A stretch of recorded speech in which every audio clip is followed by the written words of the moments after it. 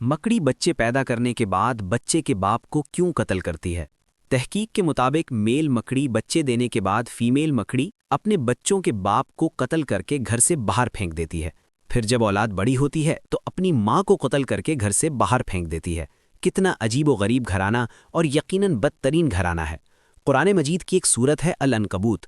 عنکبوت کو اردو میں مکڑی کہا جاتا ہے۔ قرآن مجید میں اللہ رب العزت نے فرمایا ہے کہ سب سے بودا یا کمزور گھر مکڑی کا ہے۔ قرآن پاک کا معجزہ دیکھیں، ایک جملے میں ہی اس گھرانے کی پوری کہانی بیان کر دی کہ بے شک گھروں میں سے سب سے کمزور گھر عنکبوت کا ہے۔ اگر یہ علم رکھتے، انسان مکڑی کے گھر کی ظاہری کمزوری کو تو جانتے تھے، مگر اس کے گھر کی مانوی کمزوری یعنی دشمنی اور خانہ جنگی سے بے خبر تھے۔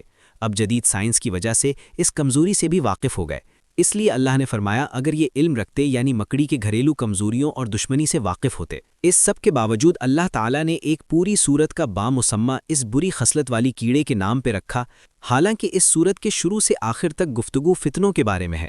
سورت کی ابتدا یوں ہے کہ کیا لوگ یہ خیال کرتے ہیں کہ وہ اس بات پر چھوڑ دیے جائیں گے کہ انہوں نے کہا ہم نے ایمان لایا ہے اور ان کو آزمایا نہیں جائے گا؟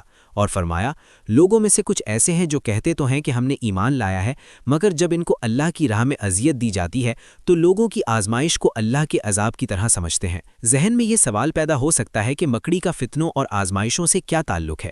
در حقیقت فتنے، سازشیں اور آزمائشیں بھی مکڑی کے جال کی طرح پیچیدہ ہے، اور انسان کے لیے ان کے درمیان تمیز کرنا، ان کو بے نقاب کرنا آسان نہیں ہوتا، مگر اللہ مدد کرے تو یہ کچھ بھی نہیں ہوتے۔ تمام گھروں سے زیادہ کمزور گھر مکڑی کا گھر ہے، کاش کہ لوگ جانتے۔ یہاں بتایا گیا ہے کہ مکڑی کے گھر کو دیکھ کر جو شخص حقیقت کا سبق پالے وہی دراصل علم والے ہیں۔ کون ہیں یہ لوگ؟ یہ وہ لوگ نہیں ہیں جو کتابی بحثوں کے ماہر بنے ہوئے ہوں، بلکہ یہ وہ لوگ ہیں جو خدا کی دنیا میں پھیلی ہوئی قدرتی نشانیوں سے نصیحت کی غذا لے سکیں۔